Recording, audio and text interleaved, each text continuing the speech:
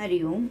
अब तक 4 सूत्र देखे हैं हमने। पहला सूत्र है अथ योगानुशासनम, मतलब अभी मैं आपको योग की परंपरा प्राप्त शिकवण बताता हूँ। नेक्स्ट था योगश्चित्त वृत्ति निरोधः, चित्त का वृत्तियों का निरोध मतलब योग। फिर था तदा दृष्टुः स्वरूपेवस्थानम, मतलब उसके बाद में दृष्टा पुरुष जो है वो अपने ओरिजिनल स्वरूप में स्थिर हो जाता है। हमारे अंदर का जो दृष्टा पुरुष, कभी चित्त की वृत्तियों का निरोध होगा तभी।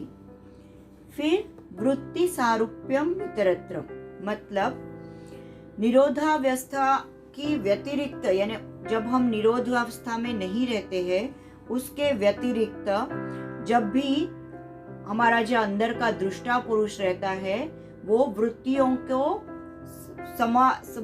से तादाम्य हुआ है ऐसा लगता है, यानी वृत्तियों से मिल गया है।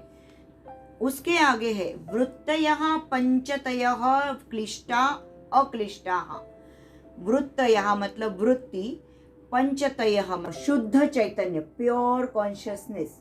जब सृष्टि की उत्पत्ति हुई तभी प्योर कॉन्शियसनेस और प्रकृति, 23 तत्व उसके अंदर है, प्रकृति के अंदर। तो वो कौन से मैंने जैसे बताए, पंच महाभूत, पंच ज्ञानेन्द्रिय, पंच कर्मेंद्रिय, 5 उनके जो तन्मात्रा है, और मन बुद्धि अहंकार, तो ये सब, और उसमें सब रजोगुण तमोगुण और सत्वगुण। तो ये सब का यानी प्रकृति के ये सब गुण और पुरुष, इन सब का संयोग हुआ तभी हमारी सृष्टि की उत्पन्न हुई। तो अभी हमें वापस हम उत्पन्न हुए हैं, हमारी निर्मिति हुई है। तो ये सारा जो सृष्टि का जो है, जो भी उसका अनुभव ले लेके वापस हम जहाँ से जन्म लिया वहां पे हमको वापस स्थिर होना है। तो यानी ओरिजिनल मोक्ष प्राप्ति का मतलब ही यही है कि पुरुष, हमारे अंदर का जो ओरिजिनल स्टेट है, दृष्टा पुरुष, प्योर कॉन्शियसनेस, शुद्ध चैतन्य, हम अभी रिवर्स जर्नी कर रहे हैं वापस उसके अंदर स्थिर होने के लिए।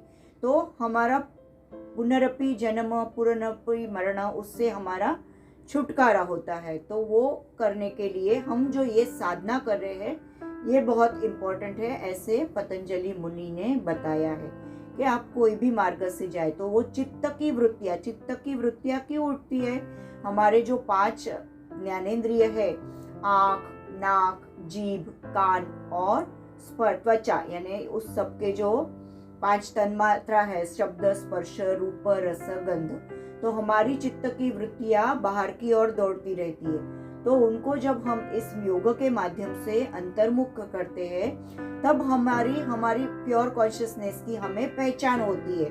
तो इसके लिए जब हम इनवर्ड्स होते हैं तो हम उसके और हमारी जर्नी शुरू हो जाती है। तो जितनी हमारी साधना उच्च लेवल की, उतने हम जल्दी हम उसके पास पहुंचने का हमारा जो रास्ता है वो खुला होते जाता है।